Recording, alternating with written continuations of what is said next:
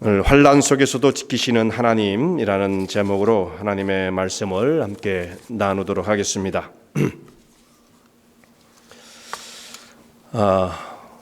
여러분들을 저는 뵐 수 없지만 여기 계신 분들 우리 몇 분 모셨습니다. 또 영상으로 집에서 예배에 참여하신 분들 뵐 수는 없지만 또 저를 볼 수는 있으시죠. 여러분들 굉장히 반갑게 생각하고요. 함께 오늘 어려운 시대를 만났습니다만 환난 속에서도 지키신 하나님의 은혜가 어떠한 경우에 우리의 삶을 간섭하시며 인도하시는가 하는 말씀을 함께 상고하며 힘을 얻고 하늘의 소망을 발견할 수 있는 시간이 될 수 있기를 원합니다. 지금 코로나 바이러스로 인해서 그야말로 정말 한 번도 경험해 보지 못한 일을 경험하고 있습니다. 지금 2차 대전 이후에 미국을 비롯한 온 세계가 가장 힘든 시간, 그야말로 전쟁과 같은 그런 시대를 만났습니다.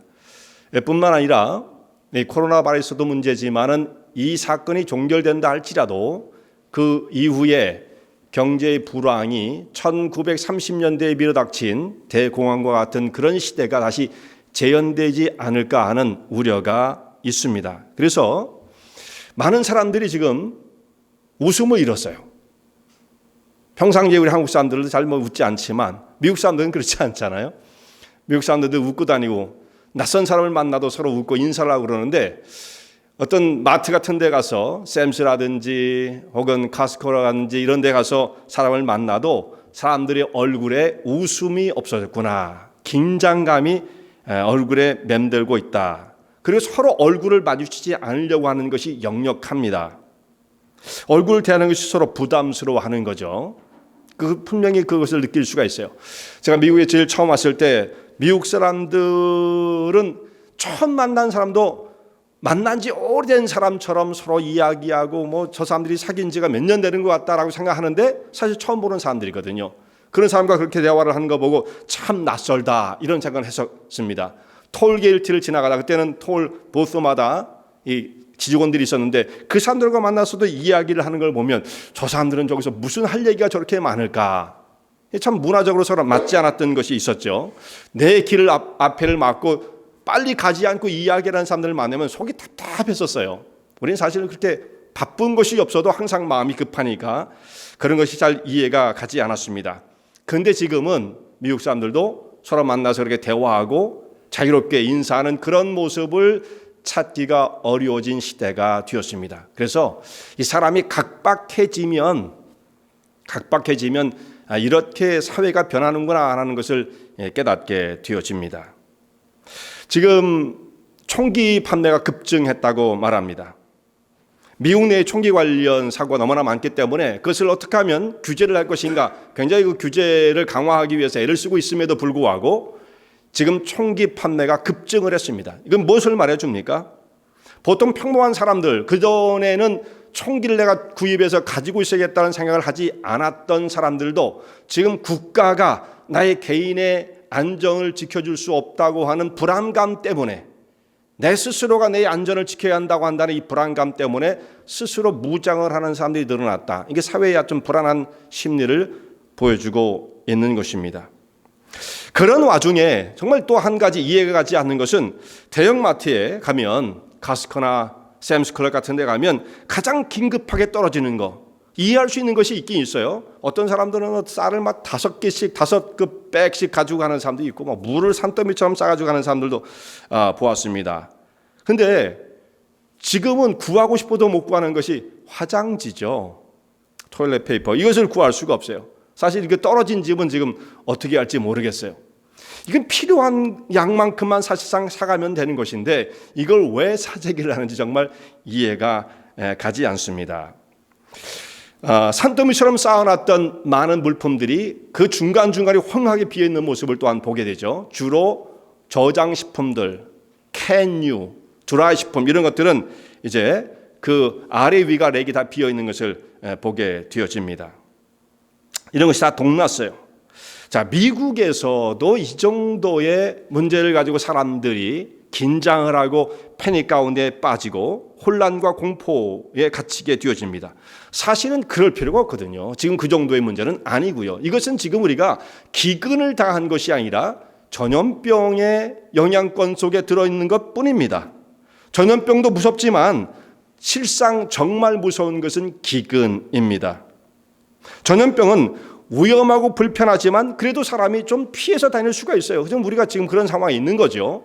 그러니까 기근을 만나게 되어지면 기근은 그 영향권 안에 들어있는 모든 사람이 다 고통을 받게 되어지고 굶주리게 되어집니다.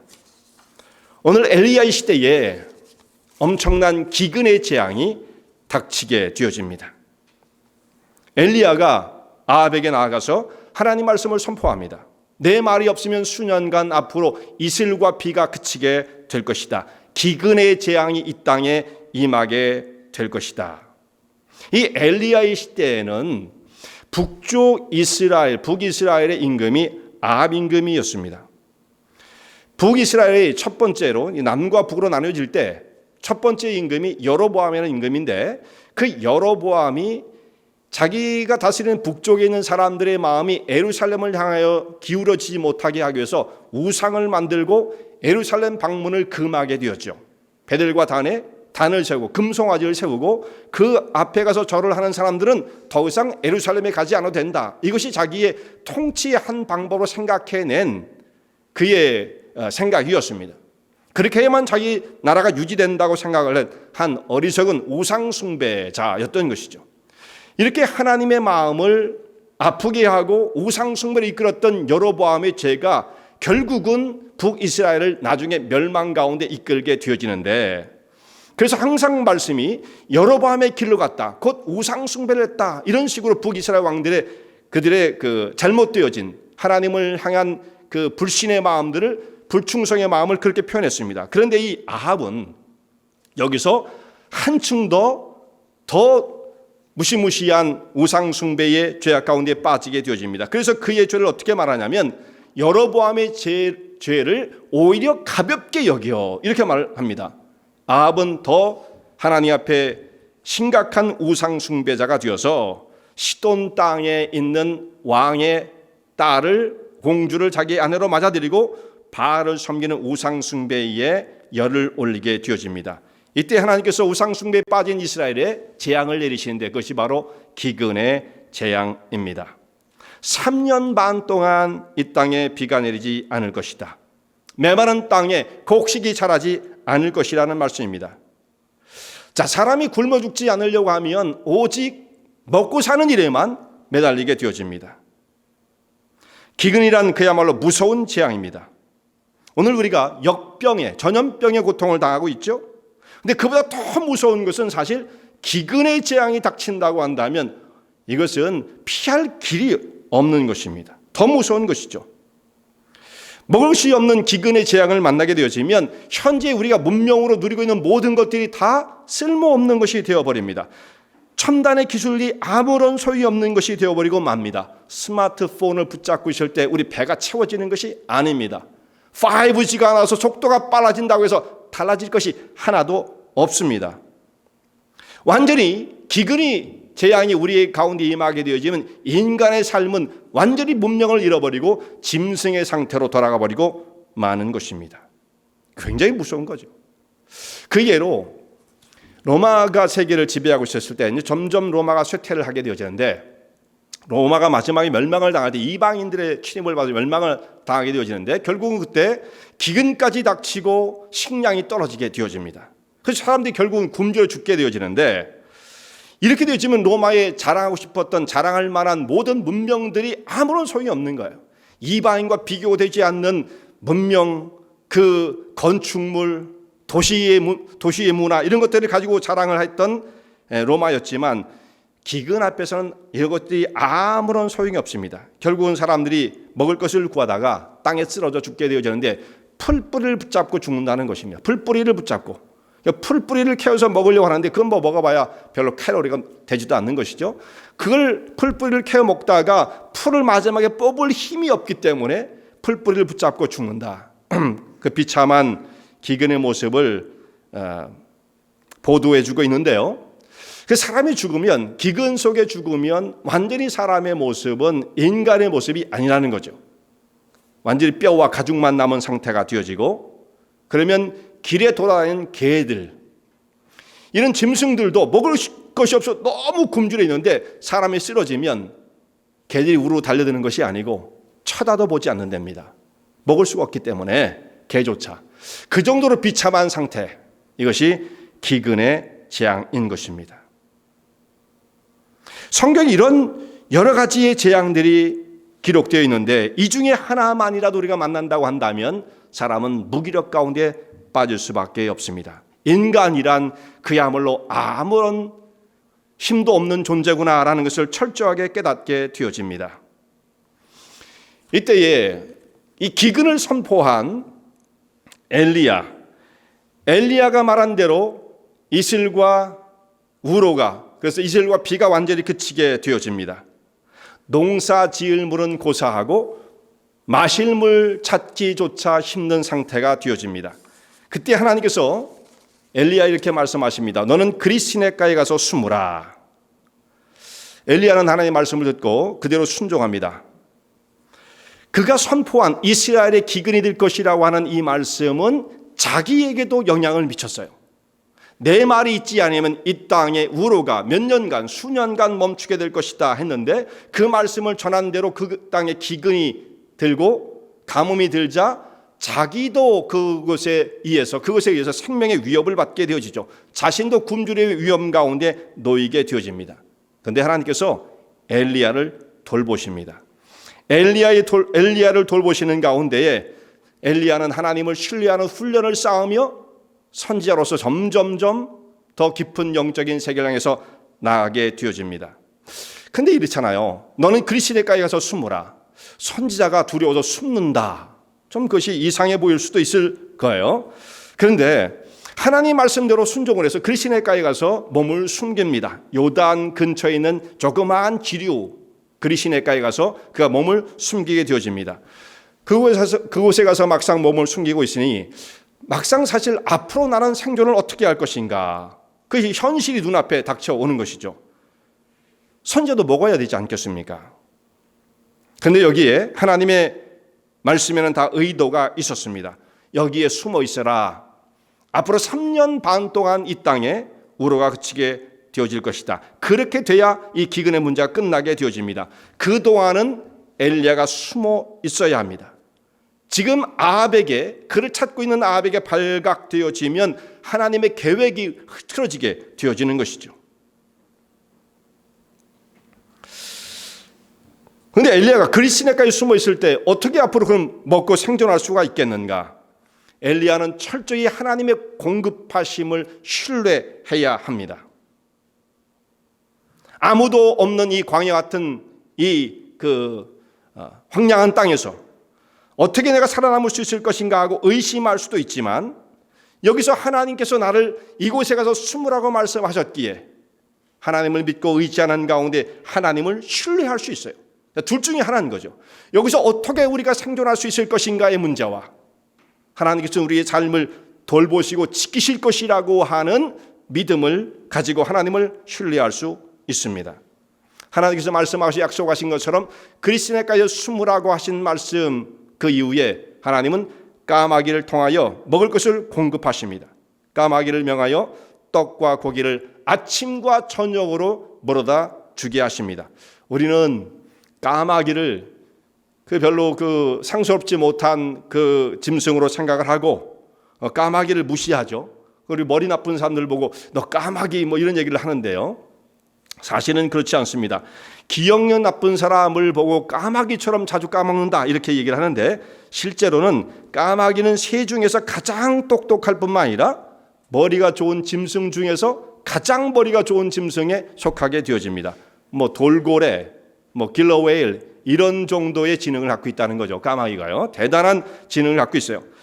그래서 이 가뭄이 심할 때에 그리 시내가에 숨어 있는 엘리야를 하나님께서는 까마귀를 통해서 먹이십니다. 아무도 생각할 수 없는 것을 하나님께서는 이루시는 분이시죠. 거기에 숨어 있는 동안 점점 시내가 메마르기 시작합니다. 이제 마실 물 찾기가 어려운 거예요. 까마귀가 물은 물어올 수 없잖아요. 마실 물이 없어져요. 이때 하나님께서 엘리야를 다른 곳으로 옮기십니다. 시내가 마를 때까지 머물게 하시다가 이제는 하나님께서 엘리야에게 말씀하시길 너는 이제 일어나 시돈 땅 사르밧으로 가라. 이제 사르밧의 훈련이 시작되어지는 거예요. 이제 이 그리시네가에서 숨어 지내면서 하나님의 신실하심과 공급하심, 사람이 상상할 수 없는 방법으로 그를 돌보시는 하나님의 인도를 체험한 엘리야가 이제는 다시 일어나 사르밧으로 훈련받기 위해서 떠나게 되어집니다. 사르밧의 훈련이 시작되어지는 것이죠. 이방 땅으로 가라라고 말씀하시는 거예요. 그 참 받아들이기 힘들죠. 이스라엘 백성들의 입장으로서는 이방 땅으로 간다는 것, 이거 굉장히 어려운 것입니다. 그런데 거기다 또 어려운 것이 뭐냐면 사르밧에 가서 한 과부를 내가 예비했는데 그 과부를 통해서 너를 공개하게 하였느니라. 그가 힘없는 여인의 힘을 빌려서 연명을 해야 한다라는 것입니다. 하나님, 사실 까마귀가 물어다 주는 그 떡과 고기도 사실 좀 체면이 좀 그랬었습니다. 그런데 이번에는 이방 땅으로 가고 더더군다나 힘없는 제가 돌봐줘야 할 그 여인을 오히려 그 여인의 도움을 받아서 제가 연명을 해야 한다는 거, 이거 자존심이 허락지 않는 것입니다. 이게 도리가 아닙니다. 이렇게 말할 수 있지 않았겠습니까? 선지자도 사실 체면이 있는 것이고 품위도 지켜야 하는 것인데 어떻게 제가 그럴 수가 있겠습니까? 도와줘야 할 사람에게 가서 제가 도움을 받아야 한다니 어떻게 이런 일이 있습니까? 이게 머리가 상당히 복잡해질 수 있는 일이었습니다. 그러나 엘리야는 그리시네까지 숨으라고 하는 하나님 말씀을 따라 숨었던 것처럼 이제 일어나 사르밧 땅으로 가라라고 하시는 하나님 말씀을 순종해서 그 말씀을 따라가는 것, 그것이 선지자가 해야 할 사명이었던 것이죠. 그것이 마땅한 도리였던 것입니다. 그래서 그는 일어나 시돈 땅 사르밧으로 갑니다. 사르밧 성문에 이를 때에 한 여인을 만나게 되어지는데 성문 앞에서 나뭇가지를 줍고 있는 여인을 만납니다. 엘리야가 금방 알아봤을 거예요. 아, 저 여인이 하나님께서 예비하신 말씀하신 그 여인이구나. 한 과부를 예비하여 널 공개하게 하였다라고 하신 그 사람이구나. 어떻게 그를 금방 알아볼 수 있었겠습니까? 아마도 그 여인에게 남편이 있었다고 한다면 그 성문 앞에 나와서 나뭇가지를 줍는 일을 그가 하지 않았을 것입니다. 아마 남편이, 주로 남자들이 그런 일을 했겠죠. 지금 그렇지 않아도 배고파 굶주리는 상황에서 여인을 내보낸다는 것이 더더욱 좀 그렇지 않았겠습니까? 결국 그것은 남자가 해야 할 일인데 한 여인이 힘겹게 나와서 나뭇가지를 줍고 있는 그 모습을 보면서 아마도 저 여인을 하나님께서 예비하신 사람인가 보다 생각하고 그에게 대화를 겁니다. 말을 건네요. 처음에는 뭐라고 말하냐면 내게 좀 물을 좀 가져와서 나를 좀 마시게 해 주십시오. 그 여인이 아무런 반론을 하지 않고 거부를 하지 않고 그대로 그 물을 길러 갑니다. 이 가물대는 물도 귀한 거예요. 그 귀한 물을 떠다 주겠다고 이 여인이 길을 가는 걸 보고 용기를 얻은 이 엘리야가 또 그 가는 여인을 뒤를 향해서 이렇게 말을 합니다. 물만 가져오지 말고 떡을 좀 하나 갖고 와서 나로 하여금 떡을 좀 먹게 해 주시오 라고 말을 합니다. 그랬더니 그 여인이 뒤를 돌아오면서 엘리야에게 이렇게 말을 합니다. 엘리야가 하나님의 선지자라고 하는 것을 알고 있어요. 그러니까 하나님께서 이렇게 말씀하셨죠. 엘리야에게 너는 사르밧 시돈 땅 사르밧으로 가라. 내가 한 여인을 예비해 놓았다 말씀하시잖아요. 그러면 이 여인이 아마도 하나님의 그런 암시와 지시를 받고 있었을 것이라고 생각해요. 한 여인을 예비해 놓았다라고 말씀하시니까요. 그러니까 여기 엘리야를 만났을 때 이 만남이 그렇게 낯선 만남이라고 말할 수 없는 것이죠. 이미 예비되어 있는 어떤 그런 하나님이 지시하심을 어떤 방법인지는 정확하게 우리가 알 수 없으나 깨닫고 있었다라는 것이죠. 그러면서 대화를 하는 거예요. 그러면서 이렇게 말합니다. 당신의 하나님 여호와의 사심, 그분이 살아계시다고 하는 것을 두고 내가 맹세를 하는데 내게는 식량이 거의 남지 않았습니다. 우리 집에 통에 가루가 조금 남아서 한 움큼 이렇게 말을 해요. 우리 집에 그 통에는 식량을 담아두는 그 통에 밀가루가 한 움큼 조금 남아 있고요. 그것을 반죽을 해서 이길 수 있는 기름병이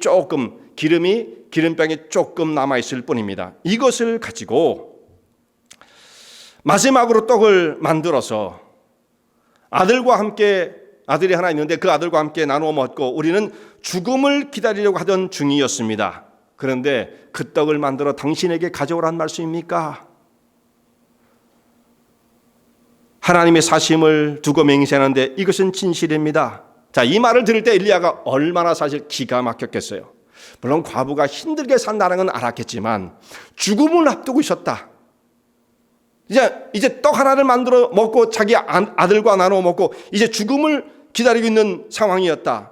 이런 사람을 만나게 됐을 때 얼마나 사실 기가 막혔겠습니까? 사르밧으로 보낸다면 부유한 집도 있었을 터인데 어찌하여 저를 이 여인의 집으로 보내신다는 말씀입니까? 여인의 말을 듣고 말문이 막혔겠죠. 할 말이 없는 거예요. 사실은 이 상황을 만난다면 하나님 어떡하란 말입니까? 이런 사람을 만나서 어떻게 여기 수년간 우러가지고 먹을 것이 없는 상황을 이겨낼 수가 있다는 말입니까? 이런 마음이 들었겠죠. 그런데 선지자는 그때에 그렇게 인간적으로 일어나는 생각만 가지고 있으면 안 되는 거예요. 하나님의 사람들은 인간적으로 일어나는 생각만 가지고 있어서는 안 되는 거죠. 여기에 하나님의 무슨 뜻이 있다는 말인가? 하나님의 섭리가 숨겨져 있겠지. 하나님의 의도하심이 숨겨져 있겠지. 주님의 생각하시는 바 하나님의 길이 있겠지라고 하는 생각을 가지고 하나님의 뜻을 바라보는 거예요. 이런 일을 예사로 넘기지 않는 것이죠. 엘리야가 이 여인에게 이렇게 말합니다. 두려워하지 말고 그 가루를 다 가지고 떡을 만들어서 뭐라고 말합니까? 내게 먼저 가져오고 내게 먼저 가져와라.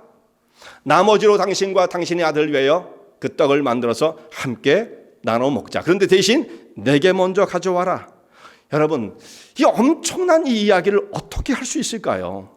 선지자가 양심도 없지 어떻게 이런 말을 할 수 있을까라고 생각할 수 있지 않겠습니까? 오직 자신만 생각하는 사람이다. 자신이 배고픈 것을 느낄 수 있으면 다른 사람의 배고픈 것도 생각해야 하는 것이 아니겠는가라고 말할 수 있으며 엘리야의 모습을 비난할 수 있겠죠. 어떻게 떡을 만들어 자기에게 먼저 가져오라고 얘기할 수 있을까?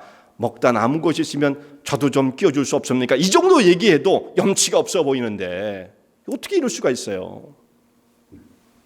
자, 인간적으로 생각하면 엘리야의 이 말은 그야말로 인륜에도 어긋나고 상식에도 맞지 않는 아주 비윤리적인, 나쁘게 말하면 정말 파렴치한 이런 말처럼 들리지 않습니까?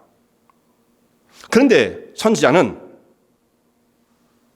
이렇게 말씀을 담대히 외치는 자예요.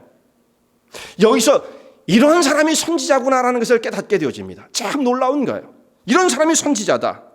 자, 선지자가 전하는 말씀은 상대방이 받아들이기에 기분이 좋을 것이다, 혹은 기분이 나빠질 것이다, 감정을 상하게 할 것이다, 혹은 그 사람을 좋게 할 것이다 라는 것이 기준이 될 수 없어요.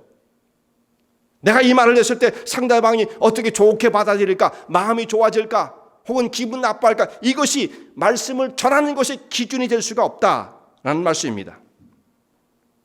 엘리야는 이 과정을 통해서 하나님의 사람 선지자가 어떤 자세로 말씀을 전해야 되는지에 대한 훈련, 챌린지를 받고 있는 거죠.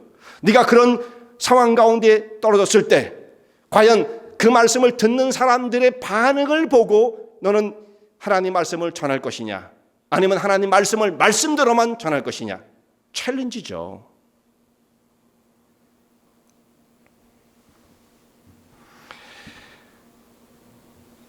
엘리야는 이 여인을 만나는 과정을 통해서 진정한 선지자가 되어져 가는 훈련을 받고 있습니다. 선지자는 하나님의 말씀을 전하는 자예요. 약속하신 바를 전하는 자예요. 사람의 귀에 거슬리게 되어지든 반갑게 들리든 거부를 하든 억셉트를 하든 사실 그것은 중요한 게 아니에요. 선지자가 전해야 할 말씀은 그저 하나님의 있는 그 말씀, 하나님의 진리의 말씀을 가감이 없이 왜곡됨이 없이 그 말씀을 전하는 것이 선지자의 사명이었던 것입니다. 그러니까 이 과정 하나하나가 엘리야에게서는 엄청난 챌린지였고, 그런 지금 하나님의 손길 가운데 다루어져 가고 있으며 훈련을 받고 있는 것입니다. 자, 이 말씀을 우리가 곁에서 이렇게 들으면, 야, 진짜 선지자도 정말 그렇게 어디 인정사정 없을 수가 있느냐? 우리가 흥분할 수 있죠. 그런데 선지자이므로 이렇게 말할 수 있다는 것을 다시금 깨달아야 합니다. 엘리야가 왜 이렇게 말씀을 전할 수 있었을까요? 그 뒤에 한 가지를 덧붙이게 되어지죠. 엘리야가 이렇게 말합니다. 이스라엘 하나님 여호와께서 말씀하시기를 다시 땅에 비가 내리는 그날까지 내 통에 가루가 떨어지지 아니하고 기름병에 기름이 떨어지지 않을 것이다 라고 말씀하셨다. 내가 이 말씀에 순종을 하면, 이 말씀을 따라 억셉트를 하면, 이 말씀을 믿을 수 있다면, 믿고 행할 수 있다면 너는 하나님의 특별하신 돌보심 속에 있게 될 것이다. 이 말씀을 증거하는 거예요. 그러니까 처음에 믿음이 없는 사람은 그것을 받아들일 때 어떻게 받아들겠어요? 너무 무모해 보이죠. 이제 선지자가 전한 하나님 말씀에 여인이 응답할 차례입니다. 사르밧의 여인의 믿음. 이 여인은 어떻게 응답하게 되어집니까? 그 말씀을 듣는 중에 그런 말도 안 되는, 그런 무례한, 그런 파렴치한 이야기가 세상에 어디 있다는 말입니까? 라고도 말할 수 있어요. 그 말씀을 받아들이지 않고 순종하지 않고 거부할 수 있어요. 화를 낼 수가 있어요. 당장 내 앞에서 없어지십시오. 이렇게 말할 수도 있어요. 근데 그 말씀을 있는 그대로 받아들이고 순종할 수도 있는 거예요. 믿음이 없는 상태로 이 말씀을 듣게 된다면 그야말로 말도 안 되는 것이죠. 무자비한 요구처럼 들릴 것입니다. 그러나 믿음으로 이 말씀을 대하면, 자, 여기 굉장히 중요한 거예요. 불신의 세계에서 이 말씀을 보면 그런 파렴치한 말도 안 되는 이야기가 있을 수 없지만 믿음의 눈으로 본다면 이처럼 하나님의 지극한 사랑과 인자와 돌보심이 담겨있는 약속의 말씀이 있을 수가 없는 거예요. 내가 너를 보호할 것이다. 내가 너를 지켜줄 것이다. 믿음으로 행하면 내 통의 가루가 떨어지지 않을 것이다. 이 혼란 가운데서도 내가 너를 지켜줄 것이다. 그러므로 여러분, 믿음과 불신의 세계는 이렇게 다른 것입니다. 이렇게 다른 것입니다. 불신의 눈으로 보면 말도 안 되는, 불쾌하기 짝이 없는, 받아들일 수 없는 말씀이지만 믿음으로 이 말씀을 바라본다면 하나님이 구원의 소식이요, 우리 삶을 간섭하시고 더 평화와 위로 속으로 우리 삶을 이끌어 가시는 하나님의 약속의 말씀이라는 것입니다. 이 약속에 참여할 수 있는 사람들은 오직 믿음으로 하나님 말씀을 받아들이는 사람이에요. 그리고 그 믿음 가운데 참여하는 사람입니다. 믿음으로 응답하여 순종하는 사람들입니다.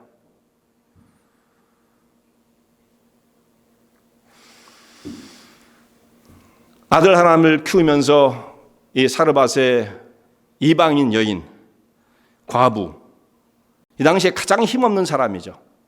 가장 힘없는 사람이죠. 그 사람이 정말 이 말씀을 들었을 때에 인간적이고 세속적인 모습으로 들었다면 엄청난 상처였을 거예요. 그런 무시무시한, 말도 되지 않는 말을 저희가 어떻게 할 수 있다는 말입니까? 이렇게 말할 수 있겠죠. 당신의 하나님은 그처럼 무자비하십니까? 피도 눈물도 없습니까? 자기 선지자는 중요하지만 다른 백성들은 중요하지 않다는 말입니까? 이런 말이 막 나올 수 있어요.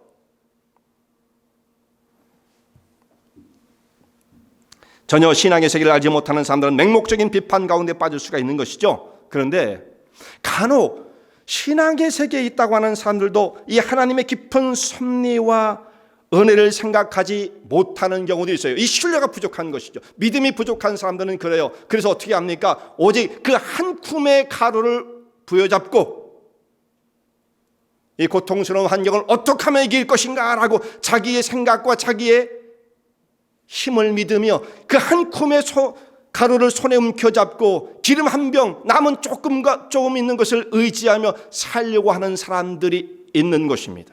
그렇게 되면 어떻게 되겠어요? 그 얼마 가겠어요? 그 순간에 다 없어지고 마는 거예요. 여러분, 이 땅에 우리가 잡고 손에 붙잡고 내 힘으로 내 삶의 시크릿으로 삼고자 하는 것들은 얼마 가지 못하는 것들이에요. 정말 진정으로 하나님께서 우리의 삶을 지키지 않으신다고 한다면 아무런 소용이 없는 것들이에요. 5G가 뭐 우리 배불리 해주는 거 아니에요.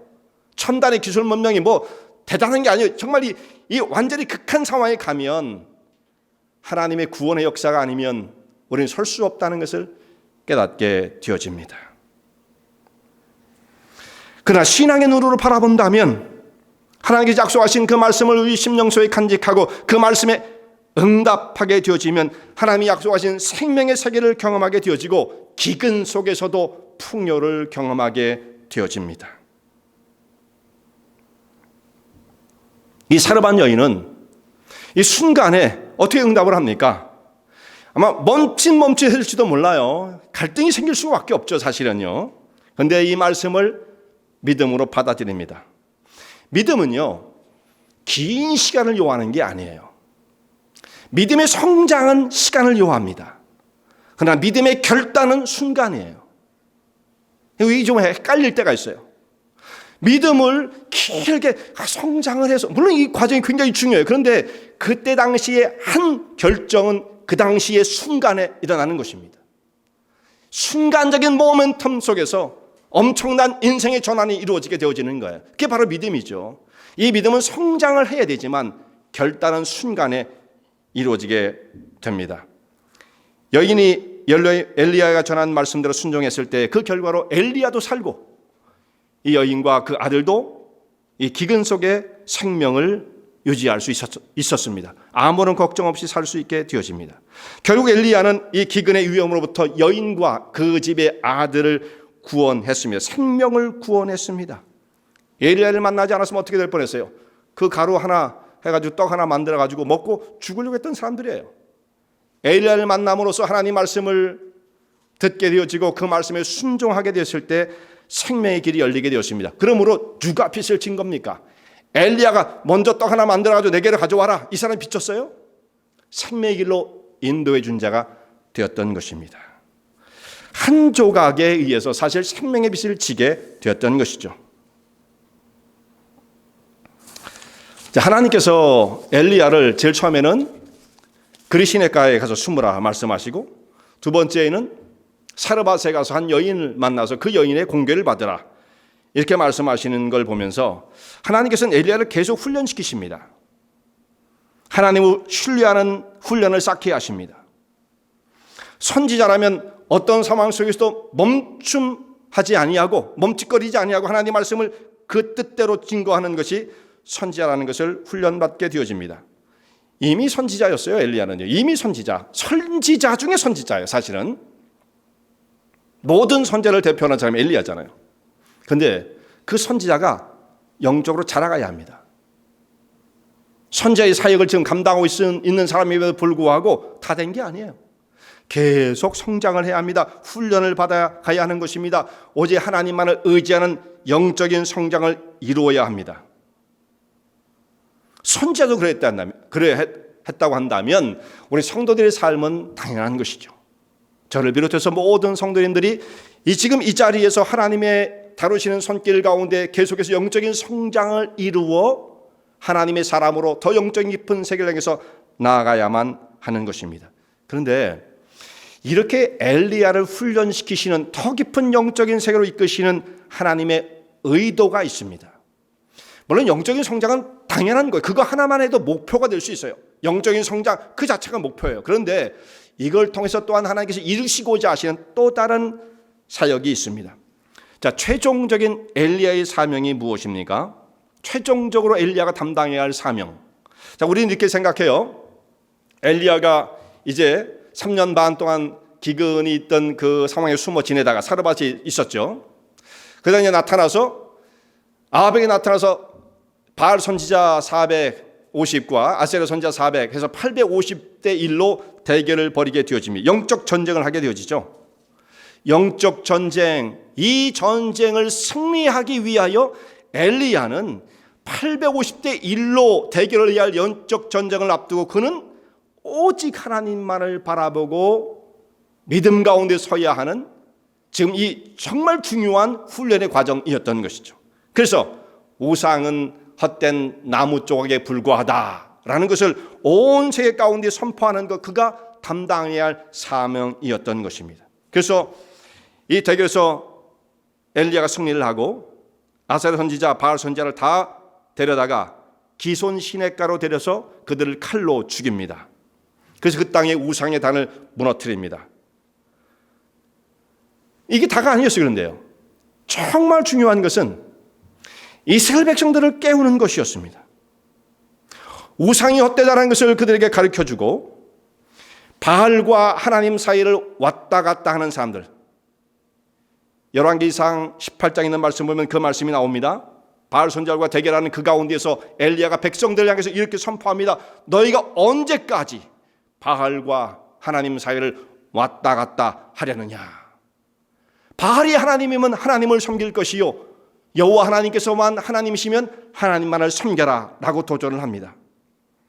지금 엘리야가 담당해야 한 사명은 바로 이것입니다. 오직 이스라엘 백성들의 마음을 하나님께로 돌이키는 것, 마음이 흐트러졌던 그 자리에서 오직 하나님만을 바라보고 믿음의 자리로 나오게 결단하게 만드는 것. 그래서 엘리야의 사명이 이와 같은 것이죠. 아버지의 마음을 자녀들에게, 자녀의 마음을 아버지에게로 돌리는 것이 엘리야의 최종적 사역이었던 거예요. 지금 우리가 서 있는 이 자리가 바로 이와 같은 자리입니다. 지금 성도들의 마음도 세상이라고 하는 바알을 섬기는 자리, 풍요와 타산을 약속하고 있는 풍요로운 것, 더 많은 것, 물질적인 축복과 세상적인 그것을 생각하며 바알이라고 하는 신을 향해서 나아가는 마음을 멈추지 않는 거예요. 자, 이름은 하나님이라고 불러요. 예수님의 이름을 불러요. 성령님, 삼위일체 하나님을 불러도 여러분 용어를 무엇을 선택하느냐 물론 중요하지만 그게 다는 아니며 그 속에 내용이 중요한 거죠. 내용이 중요한 거죠. 하나님의 이름을 부르지만 마치 그 하나님을 마치 세상적인 바알과 같이 섬긴다고 한다면 그 사람은 우상 숭배자예요. 항상 기독교의 역사 속에 신앙을 했다는 사람들은 그 신앙을 자처함에도 불구하고 세상적인 탐욕적인 마음을 놓지 못한 채 세상적인 우상과 창조주요 구원자이신 하나님 사이를 그야말로 항상 왔다 갔다 하는 이 자리에 서 있는 것입니다. 이건 이스라엘 사람들만의 문제가 아니에요. 역사를 초월하여 모든 사람에게 적용되어지는 말씀인 것입니다. 예수님께서 이렇게 말씀하시죠. 마태복음 7장에 있는 말씀 보면 너희가 하나님과 재물을 겸하여 섬길 수 없느니라. 이 말씀은 무엇입니까? 너희가 그 무모한 일을 시도하는도다 라고 하는 역설적인 말씀이에요. 하나님과 재물을 겸하여 섬길 수 없다. 이런 일은 성립하지 않는 것임에도 불구하고 사람들은 항상 그 두 가지를 같이 하려고 하는 무모한 시도를 하고 있다는 말씀이죠. 정말 우리가 하나님만을 섬기는 자들인가? 세상의 풍요와 타산을 약속한다고 하는 세상적인 신 바알을 바라보고 있는 사람들인가? 이것을 다시 한번 우리에게 일깨워주는 말씀이 되는 것입니다. 지금 코로나 바이러스 위험 때문에 막 사람들이 불안해하고 우왕좌왕하고 패닉에 빠지고 그러잖아요. 결국 패닉에 빠질 문제가 아니죠. 우왕좌왕할 문제가 아니에요.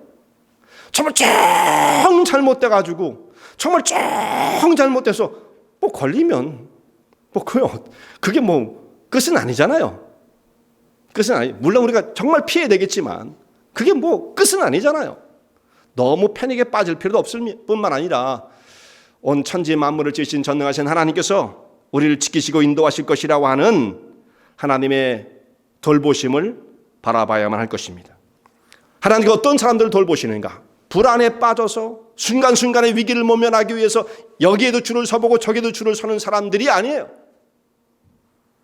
우상을 버리고 하나님만을 바라보는 믿음을 가진 성도들을 하나님께서는 지켜주십니다.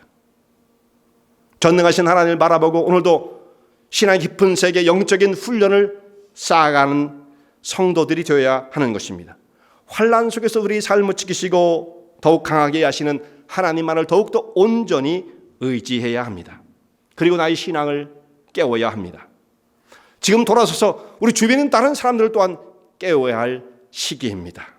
이 사명을 하나님 주신 은혜와 능력을 통해서 바르게 감당하며 능력 있게 감당하시는 주종들 되시기 바랍니다.